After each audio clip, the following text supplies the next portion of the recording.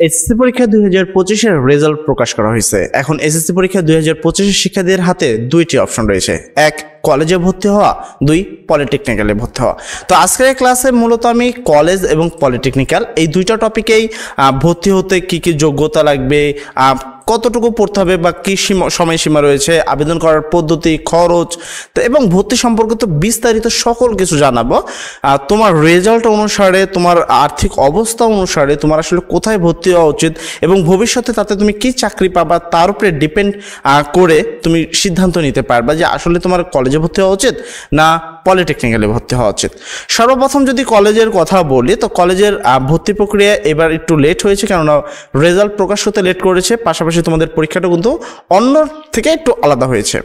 তো যদি কথা বলি সেই অনুসারে, সেক্ষেত্রে সর্বপ্রথম কথা বলতে হয় যে তোমাদের যে আবেদন আছে কলেজের, আবেদন প্রক্রিয়া শুরু হবে হলো তোমার আগে ছিল হলো 26শে মে, যে তুমি আগে তোমার মে মাসের 1 তারিখে বা 2 তারিখের মধ্যে রেজাল্ট প্রকাশ হতো, কিন্তু এবার জুলাইয়ের মধ্যে তোমার কি রেজাল্ট প্রকাশ করা হয়েছে। সেই অনুসারে তুমি এতটুকু ক্লিয়ার থাকতে পারো, তোমরা 28শে জুলাই, তোমরা 26 থেকে 28শে জুলাই তোমাদের আবেদন শুরু হবে এবং 31শে আগস্ট পর্যন্ত তোমাদের আবেদন কন্টিনিউ থাকবে। কেননা এটা হলো বিগত সালের আবেদনের যে এই সময়সীমা ছিল সেটা, সেই অনুসারে আবেদন প্রক্রিয়া কিন্তু এই কয়েকটা দিন থাকে এবং পছন্দক্রম পরিবর্তনের সময় পাবা তোমরা 2 দিন। অর্থাৎ তোমরা যদি 31 আগস্ট পর্যন্ত তোমার আবেদন চলে, তার মানে 12 থেকে 13 আগস্ট পর্যন্ত তোমরা চাইলে পছন্দের পরিবর্তন করতে পারবা আর কি, ঠিক আছে।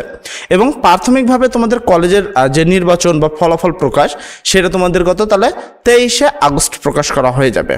এইটা হলো কলেজ সংক্রান্ত কিছু কথা বললাম। আচ্ছা, তো এটা গেল আবেদন। আবেদন তো তোমাকে দুইটা প্রক্রিয়াতেই করতে হবে, এক পলিটেকনিক্যালে ভর্তি হতে গেলেও করতে হবে, আবার কি কলেজে ভর্তি হতে গেলেও করতে হবে। কলেজের বিষয়ে যদি কথা বলি, কলেজে এক এক রকম সেশন ফি নিয়ে থাকে। আর সেশন ফি বলতে বোঝানো হয় যে প্রতি বছর অর্থাৎ একাদশ শ্রেণীতে যখন ভর্তি হবা তোমাকে একটা টাকা দিতে হবে, যে টাকাটা হলো 1 বছরে ভর্তির জন্য দিচ্ছ এবং এটা প্রথম ইয়ার চেঞ্জ করে, মানে একাদশ থেকে দ্বাদশ যখন উঠবা, ইন্টার ফার্স্ট ইয়ার থেকে ইন্টার সেকেন্ড ইয়ার, এই টাকাটা আবার নেওয়া হবে। এখন এটা নিম্ন স্তরে যে স্কুলগুলো আছে সেখানে 2600 টাকা পর্যন্ত নেয়, ঠিক আছে, 2600 টাকা নেয়। কিছু কিছু কলেজে আছে আরও কম নেয়, যেমন হলো 1500 টাকা পর্যন্ত নেয়। তবে মিড রেঞ্জের ম্যাক্সিমাম স্কুলে এই টাকাটা 2600 নেয় প্রথম অবস্থায় ভর্তি হতে, এবং সেকেন্ড অবস্থায় যখন ফার্স্ট ইয়ার থেকে সেকেন্ড ইয়ার ভর্তি হবে তখন আবার 2600 নেবে। আচ্ছা, আর যদি বলি যে একটু ভালো কলেজ, ভালো প্রতিষ্ঠানে, তো সেক্ষেত্রে তোমাকে 4000 টাকা পর্যন্ত বা 4500 টাকা পর্যন্ত নিবে। আর যদি তুমি হাই রেগুলেশন স্কুলে বা উচ্চ, যেমন হলো ক্যান্টনমেন্ট স্কুলগুলোতে যদি ভর্তি হও, তাহলে এইখানে তোমার 10 থেকে মোটামুটি 18,000 টাকা, 10 থেকে 18,000 টাকার মধ্যে নিবে। এটা তোমার হলো এক রেজাল্ট, সেকেন্ড হলো তোমার যদি কথা বলি, তারপর হলো তোমাদের কোন ইতে ভর্তি হচ্ছে, সায়েন্স, আর্টস, কমার্স, তো 10 থেকে মোটামুটি 18 থেকে 20,000 টাকার মতো নিতে পারে। এটা হলো তাদের ব্যক্তিগত বিষয়, ঠিক আছে, ওই কলেজের ব্যক্তিগত বিষয়। তো এটা হলো তোমাদের সেশন ভর্তি। আচ্ছা, ভর্তির পরবর্তীতে আসে হলো কলেজের বেতন। প্রতি মাসে কলেজের একটা নির্দিষ্ট পরিমাণ বেতন থাকে। আচ্ছা, তার আগে আমি এখানে একটু এই বিষয়টা নিব, পলিটেকনিক্যালে ভর্তি হতে কত টাকা লাগে। পলিটেকনিক্যালে তুলনামূলকভাবে ভর্তি হতে কম টাকা লাগে যদি আমি কথা বলি, এবং জিপিএ পয়েন্টটাও কম লাগে। পলিটেকনিক্যালে ভর্তি হতে 4000 টাকা লাগে, টোটাল টাকা লাগে হলো 4000। পলিটেকনিক্যালে ভর্তি হতে প্রথম অবস্থায় টাকা লাগে হলো 4000, ঠিক আছে, 4000 টাকা লাগে।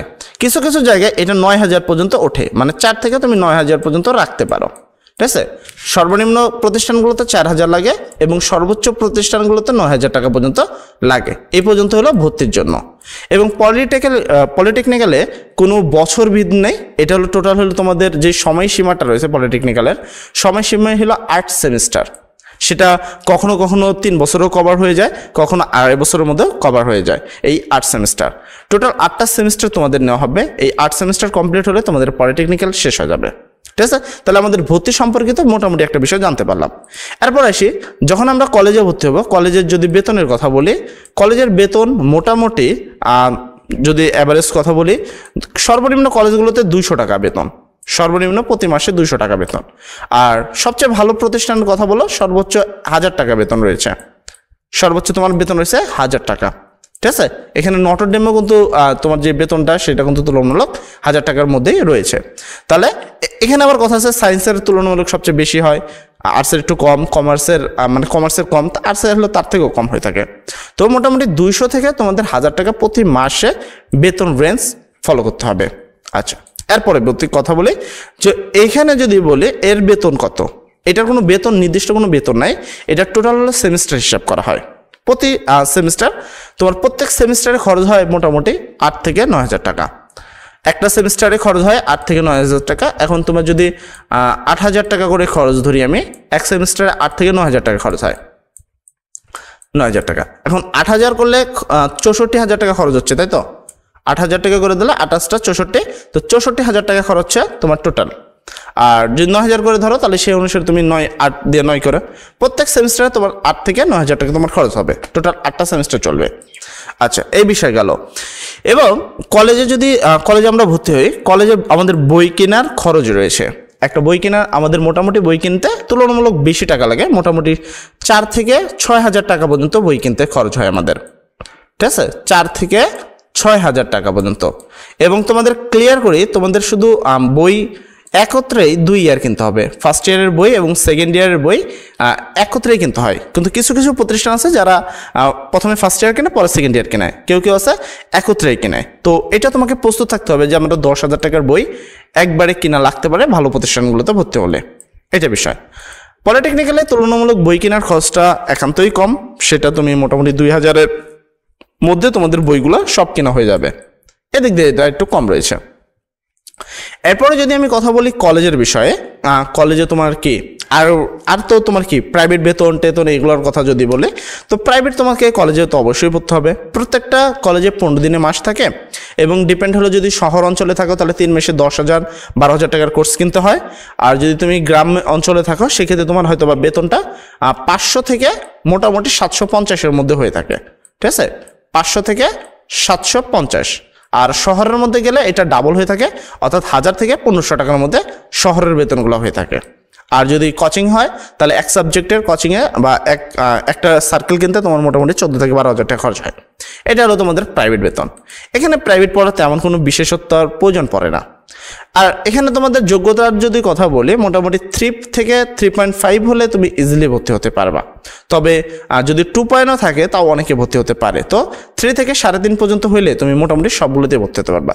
তবে পলিটিক্যালের মধ্যে অনেকগুলো বিভাগ রয়েছে, অনেকগুলো প্রতিষ্ঠান রয়েছে, অনেক বিষয় রয়েছে। তো সেগুলোর যদি বিস্তারিত বলতে তাহলে ভিডিওটা অনেক বড় হয়ে যাবে। তবে যদি একত্রে ভালো প্রতিষ্ঠানে ভর্তি হও তাহলে জিপিএ 5 বা 4.5 থাকতে হবে। সেক্ষেত্রে তোমাকে পরীক্ষা দিয়ে ওই টেকনিক্যালিগুলোতে ভর্তি হতে হবে, তবে ওগুলোতে খরচ কম, মান ভালো। আচ্ছা, এবার আসে কলেজের এবং হলো পলিটেকনিক্যালের কর্মজীবন কি। আচ্ছা, কলেজের কর্মজীবন বলতে আমি যদি বলি যে সায়েন্সে যদি যাও পরবর্তীতে তোমাকে ভার্সিটি লেভেলে ভর্তি হতে হবে, হয়তো ডাক্তার ইঞ্জিনিয়ার এইরকম।